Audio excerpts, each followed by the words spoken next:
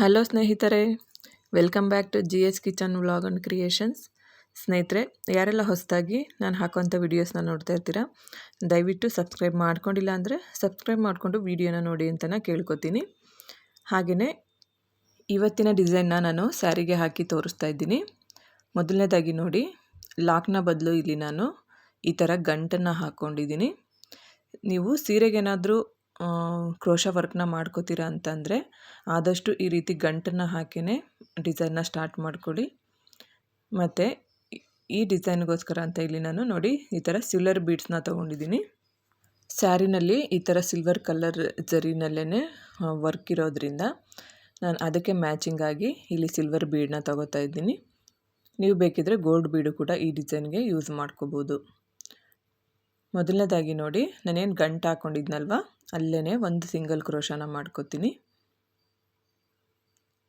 ಈಗ ಅದ್ರ ಪಕ್ಕದಲ್ಲಿ ಇನ್ನೂ ಒಂದು ಸಾರಿ ಸಿಂಗಲ್ ಕ್ರೋಶಾನ ಮಾಡ್ಕೋತೀನಿ. ಸಿಂಗಲ್ ಕ್ರೋಶಾ ಮಾಡಿ ಆದಮೇಲೆ ಇಲ್ಲಿಂದ ಚೈನ್ ಹಾಕ್ಕೋಬೇಕು. 1 2 3 4 ಚೈನ್ನ ಹಾಕ್ಕೊಂಡು ಸ್ಟ್ರೈಟಾಗಿ ನೋಡಿಕೊಂಡು ಎಲ್ಲಿ ಬರುತ್ತೋ ಅಲ್ಲಿಗೆ ನಾವು ಲಾಕ್ನ ಮಾಡ್ಕೋಬೇಕು. ಈ ಲಾಕ್ ಮಾಡ್ಕೋಬೇಕಾದ್ರೆ ಒಂದೇ ಒಂದು ಪಾಯಿಂಟ್ ಒಳಗಡೆ ಲಾಕ್ ಮಾಡ್ಕೊಳ್ಳಿ. ಆಗ ಸ್ಯಾರಿನಲ್ಲಿ ರಿಂಕಲ್ಸ್ ಬರೋದಿಲ್ಲ, ಡಿಸೈನ್ ಕೂಡ ನೋಡೋದಕ್ಕೆ ತುಂಬಾ ಚೆನ್ನಾಗಿ ಕಾಣಿಸ್ತಾ ಇರುತ್ತೆ. ಈಗ ಈ 4 ಚೈನ್ ಲಾಕ್ ಮಾಡಿ ಆದಮೇಲೆ ಮತ್ತೆ ನಾನು 4 ಚೈನ್ ಹಾಕೋತೀನಿ. 1 2 3 4 4 ಚೈನ್ನ ಹಾಕ್ಕೊಂಡು ಅದನ್ನು ಕೂಡ ಸ್ಟ್ರೈಟಾಗಿ ನೋಡಿಕೊಂಡು ಒಂದು ಪಾಯಿಂಟ್ ಒಳಗಡೆ ಲಾಕ್ ಮಾಡ್ಕೋತೀನಿ. ಲಾಕ್ ಮಾಡಿ ಆದಮೇಲೆ ನೋಡಿ ಈ ಥರ ಕಾಣಿಸ್ತಾ ಇರುತ್ತೆ. ಈಗ ಇಲ್ಲಿಂದ ಥ್ರೆಡ್ನ ಸ್ವಲ್ಪ ಮೇಲೆ ತಗೋಬೇಕು. ಮೇಲೆ ತಗೊಂಡು ಇಲ್ಲಿ ನಾನೇನು ಸಿಲ್ವರ್ ಬೀಡನ್ನ ತೊಗೊಂಡಿದ್ದೆ ಅಲ್ವಾ, ಅದನ್ನು ಇಲ್ಲಿ ಹಾಕೋತೀನಿ. ಫಸ್ಟು ಥ್ರೆಡ್ ಒಳಗಡೆ ಬೀಡ್ ಹಾಕೋಬೇಕು. ಅದಾದಮೇಲೆ ಥ್ರೆಡ್ಡಲ್ಲಿ ಬೀಡ್ ಲಾಕ್ ಮಾಡಿಕೊಂಡು ಬಟ್ಟೆಗೂ ಕೂಡ ಎಲ್ಲಿಗೆ ಬರುತ್ತೋ ಅಲ್ಲಿಗೆ ನೋಡಿಕೊಂಡು ಒಂದು ಲಾಕ್ನ ಮಾಡ್ಕೋಬೇಕು. ಲಾಕ್ನ ಮಾಡಿ ಆದಮೇಲೆ ಇಲ್ಲಿಂದ ಮತ್ತೆ ನಾವು ಚೈನ್ಗಳನ್ನ ಹಾಕೋಬೇಕಾಗುತ್ತೆ. 1 2 3 4 ಮತ್ತೆ 4 ಚೈನ್ನ ಹಾಕೋತೀನಿ. ಅದನ್ನು ಕೂಡ ನೋಡಿ ಈ ಥರ ನೋಡಿಕೊಂಡು ಒಂದು ಪಾಯಿಂಟ್ ಒಳಗಡೆ ಲಾಕ್ ಮಾಡ್ಕೋತೀನಿ.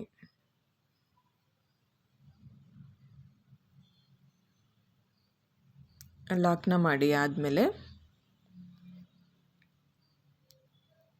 ಇಲ್ಲಿಂದ ನೋಡಿ ಡಿಸೈನ್ನ ನಾವು ಟರ್ನ್ ಮಾಡ್ಕೋಬೇಕಾಗತ್ತೆ. ಈ ಥರ ಟರ್ನ್ ಮಾಡಿಕೊಂಡು ನಾವಿವಾಗ ಬ್ಯಾಕ್ ಸೈಡಲ್ಲಿ ವರ್ಕ್ನ ಮಾಡ್ಕೋಬೇಕು. ಈಗ ನೋಡಿ ನೀಡಲ್ ಮೇಲೆ 2 ಟೈಮ್ಸ್ ಥ್ರೆಡ್ ತೊಗೋತೀನಿ. ಥ್ರೆಡ್ನ ತೊಗೊಂಡು ಬೀಡ್ ಹಿಂದೆಗಡೆ ಏನು ಒಂದು ಥ್ರೆಡ್ ಬಂದಿರುತ್ತಲ್ಲ ಸ್ನೇಹಿತರೆ, ನಾವು ಬೀಡ್ ಲಾಕ್ ಮಾಡಿದಾಗ ನೋಡಿ ಈ ಥರ ಥ್ರೆಡ್ ಫಾರ್ಮ್ ಆಗಿರುತ್ತೆ ಬೀಡ್ ಹಿಂದೆ. ಆ ಥ್ರೆಡ್ ಒಳಗಡೆ ನೀಡಲ್ ಹಾಕಿ ನಾವು ಥ್ರೆಡ್ನ ಮೇಲೆ ತರಬೇಕು. ಈ ಥರ ನಾವು ನೀಡಲ್ ಹಾಕೋಬೇಕಾದ್ರೆ ಪೂರ್ತಿ ಥ್ರೆಡ್ಡಿಂದ ನಾವು ನೀಡಲ್ನ ಆಚೆ ತರಬೇಕು.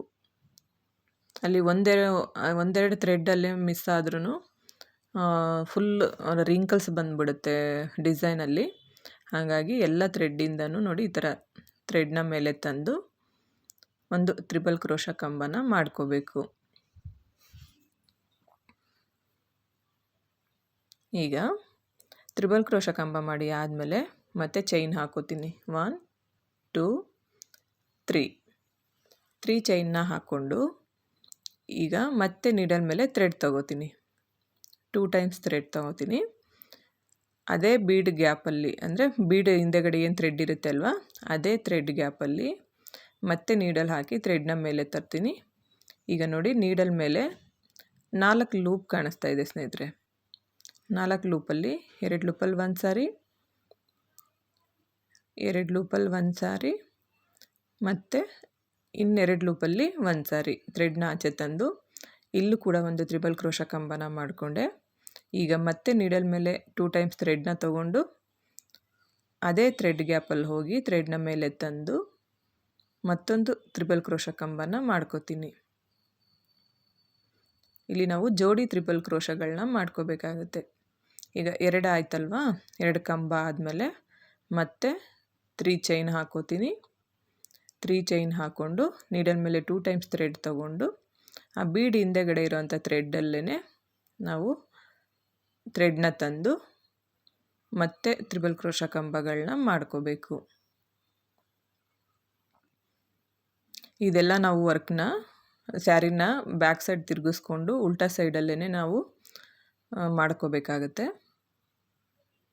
ನೋಡಿ, ಈಗ ಮತ್ತೆ 3 ಟೈಮ್ಸ್ ಚೈನ್ ಹಾಕೋಬೇಕು. ನೀಡಲ್ ಮೇಲೆ 2 ಟೈಮ್ಸ್ ಥ್ರೆಡ್ ತಗೊಂಡು ಮತ್ತು ಅದೇ ಗ್ಯಾಪಲ್ಲೇ ಥ್ರೆಡ್ನ ಮೇಲೆ ತಂದು 2 ಲೂಪಲ್ಲಿ ಒಂದು ಸಾರಿ, 2 ಲೂಪಿಂದ ಒಂದು ಸಾರಿ ಮತ್ತು ಇನ್ನೆರಡು ಲೂಪಿಂದ ಒಂದು ಸಾರಿ ಒಂದು ತ್ರಿಬಲ್ ಕ್ರೋಶ ಕಂಬನ ಮಾಡಿಕೊಂಡೆ.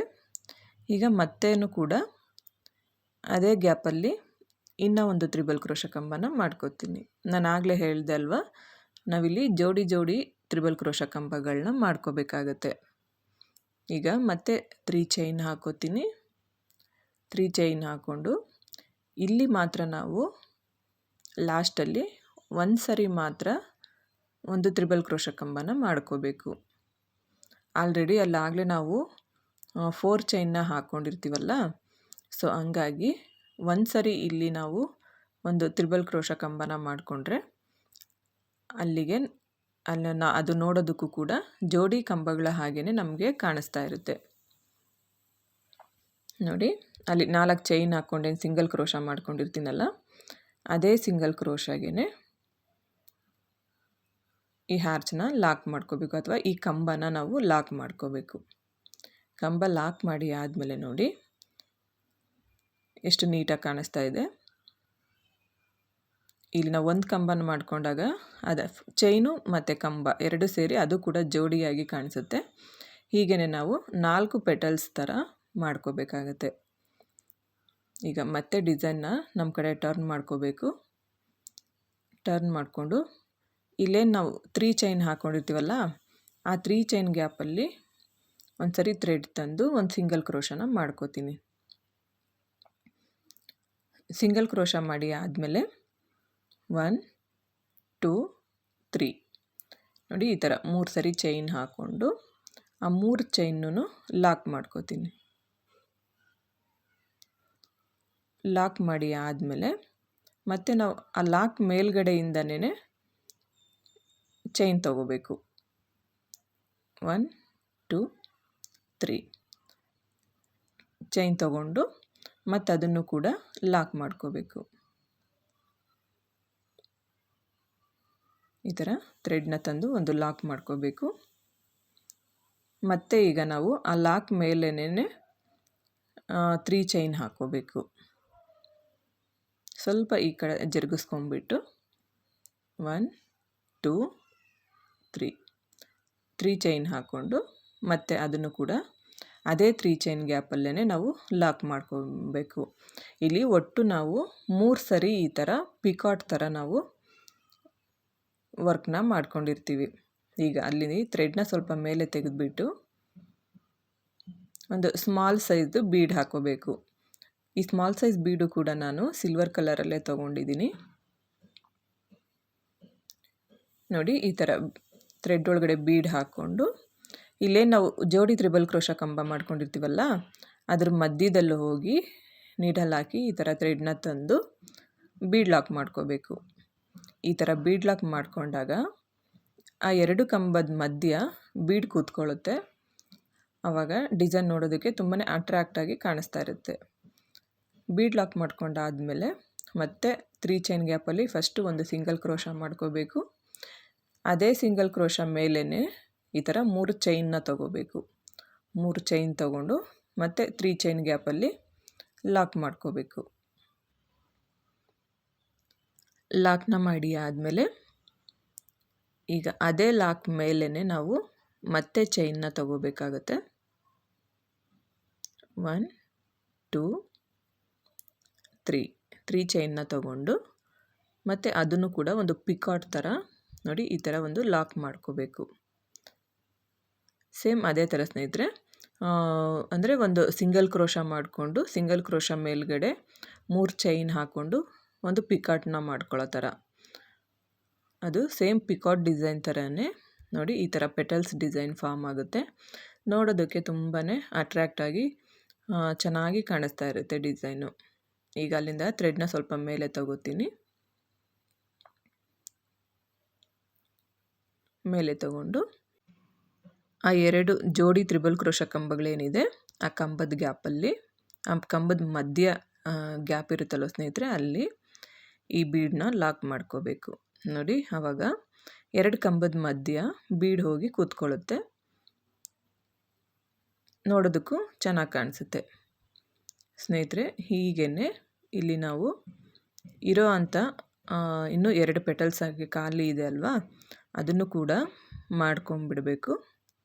ಈಗೇನು ನಾವು 2 ಪೆಟಲ್ಸ್ನ ರೆಡಿ ಮಾಡ್ಕೊಂಡಿರ್ತೀವಲ್ವ, ಅದೇ ಥರ ಅಲ್ಲೂ ಕೂಡ ವರ್ಕ್ ಮಾಡ್ಕೋಬೇಕು ನಾವು. ಈಗ 1 ಪೆಟಲ್ಸ್ನ ವರ್ಕ್ ಮಾಡ್ಕೊಂಡಿದ್ದಾಯಿತು. ಒಂದು ಬೀಡ್ ಹಾಕೋತೀನಿ. ಈಗ ಬೀಡ್ ಲಾಕ್ ಮಾಡಿ ಈಗ ನೆಕ್ಸ್ಟ್ ಇನ್ನೂ ಒಂದು ಪೆಟಲ್ಸ್ನ ರೆಡಿ ಮಾಡ್ಕೋಬೇಕು.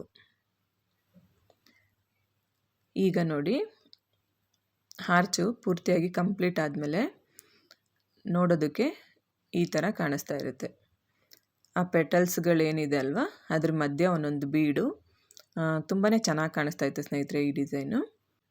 ಈಗ ಈ ಹಾರ್ಚ್ ಲಾಕ್ ಮಾಡ್ಕೋಬೇಕಾದ್ರೆ ನೋಡಿ ಈ ಥರ ಸಿಂಗಲ್ ಕ್ರೋಶ ಒಳಗಡೆಯಿಂದ ಥ್ರೆಡ್ ತಂದು ಒಂದು ಸಿಂಗಲ್ ಕ್ರೋಶನ ಮಾಡ್ಕೋಬೇಕು. ಇಲ್ಲಿಗೆ ಹಾರ್ಚ್ ಲಾಕ್ ಆಗುತ್ತೆ ನೋಡಿ, ಈ ಥರ ಕಾಣಿಸ್ತಾ ಇರುತ್ತೆ. ಈಗ ಇಲ್ಲಿಂದನೇ ನಾವು 4 ಚೈನ್ನ ತಗೋಬೇಕು. 1 2 3 4 4 ಚೈನ್ನ ತಗೊಂಡು ನೋಡಿ ಸ್ಟ್ರೈಟಾಗಿ ನೋಡಿಕೊಂಡು ಒಂದು ಪಾಯಿಂಟ್ ಒಳಗಡೆ ನಾವು ಒಂದು ಲಾಕ್ನ ಮಾಡ್ಕೋಬೇಕು. ನೋಡಿ ಈ ಥರ ಥ್ರೆಡ್ನ ತಂದು ಒಂದು ಲಾಕ್ನ ಮಾಡ್ಕೋಬೇಕು. ಲಾಕ್ನ ಮಾಡಿ ಆದಮೇಲೆ ಈಗ ಮತ್ತೆ ನಾವು ಚೈನ್ನ ತಗೋಬೇಕು. 1 2 3 4 ಚೈನ್ ತಗೊಂಡು ಅದನ್ನು ಕೂಡ ಲಾಕ್ ಮಾಡ್ಕೋಬೇಕು.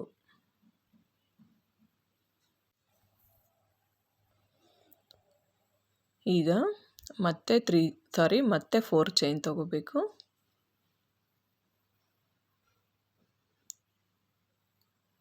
ಮತ್ತೆ ಅದನ್ನು ಕೂಡ ಲಾಕ್ ಮಾಡ್ಕೋಬೇಕು.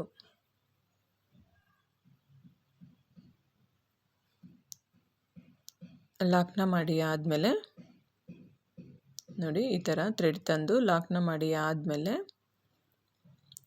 ಈಗ ಮತ್ತೆ ನಾನು ಚೈನ್ನ ತಗೋತೀನಿ. 1 2 3 4 ಚೈನ್ ತಗೊಂಡು 4 ಚೈನ್ ಕರೆಕ್ಟಾಗಿ ಎಲ್ಲಿಗೆ ಬರುತ್ತೆ ಅಲ್ಲಿಗೆ ನೋಡಿಕೊಂಡು ಲಾಕ್ನ ಮಾಡ್ಕೋತೀನಿ. ಇಲ್ಲಿ ನಾವು ಒಂದು ಹಾರ್ಚನ್ನ ಹಾಕ್ಕೊಂಡಿದ್ದಾದಮೇಲೆ ಒಟ್ಟು 4 ಸಾರಿ 4 ಚೈನ್ಗಳನ್ನ ಹಾಕೋಬೇಕಾಗುತ್ತೆ.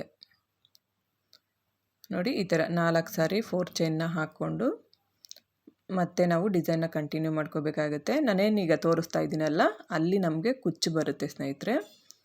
ಅಕ್ಕಪಕ್ಕ 4 ಚೈನ್ ಏನಿದೆ ಅಲ್ವಾ ಅದು ನಮಗೆ ಗ್ಯಾಪ್ ಅಷ್ಟೇ. ನೋಡಿ ಹಾರ್ಚ್ ಪಕ್ಕ ಗ್ಯಾಪ್ ಬರುತ್ತೆ. ಮತ್ತು ಈಗ ನೀಡಲ್ ಇದೆಯಲ್ಲ ಆ 4 ಚೈನ್ ಗ್ಯಾಪಲ್ಲಿ ಮತ್ತೆ ನಮಗೆ ಡಿಸೈನೇ ಬರುತ್ತೆ. ಆ ಒಂದು 4 ಚೈನ್ ಗ್ಯಾಪಲ್ಲಿ ಆ ಥರ ಈ ಒಂದು ಡಿಸೈನ್ ಬರುತ್ತೆ. ನೋಡಿ ಬೀಡ್ ಹಾಕ್ಕೊಂಡಿದ್ದಾಯ್ತಲ್ವಾ, ಈಗ ಅದನ್ನು ಬೀಡ್ ಲಾಕ್ ಮಾಡ್ಕೋತೀನಿ.